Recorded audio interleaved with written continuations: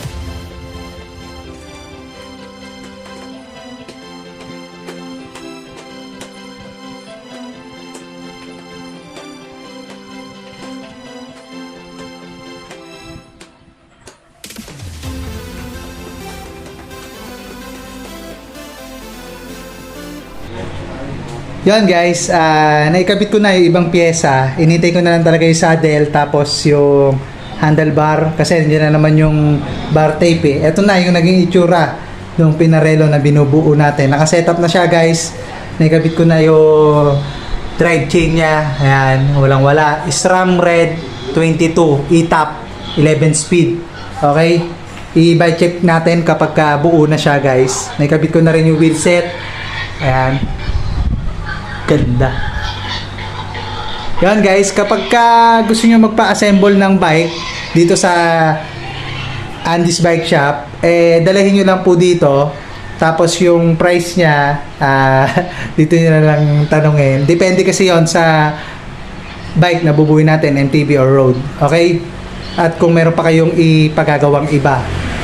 Ayan. Punta lang kayo dito or PM nyo lang kami sa page. So, ayun na nga guys, natapos na natin sa wakas yung bike assemble natin dun sa Pinarello Dogma. Ginabi na tayo, time check is 7 PM na kasi medyo gabi na dinala yung saddle saka yung handlebar. Sakto naman kasi kaninang hapon may mga ginawa rin tayo dito sa bike shop. May mga customer din na nagpunta kaya pumabor din naman.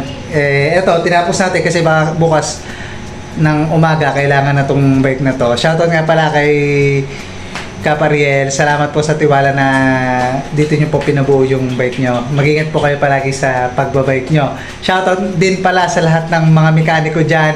Mag-iingat din kayo palagi. Tuloy lang sa mga goal natin sa buhay.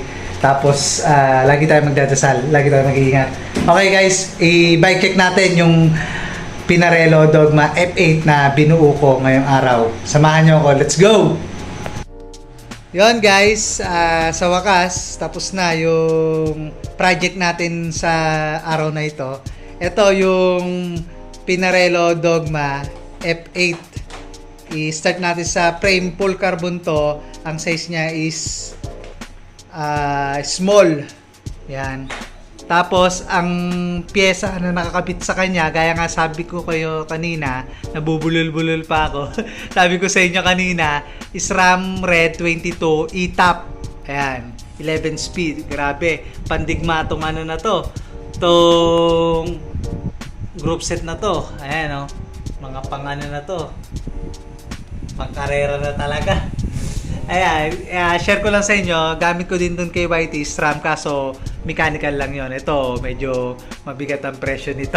Ayan guys, ito STI, yung caliper, tapos yung chain, tapos yung crank. Ang crank niya is SRAM Red din pero pinalta ng Ridea na chainring.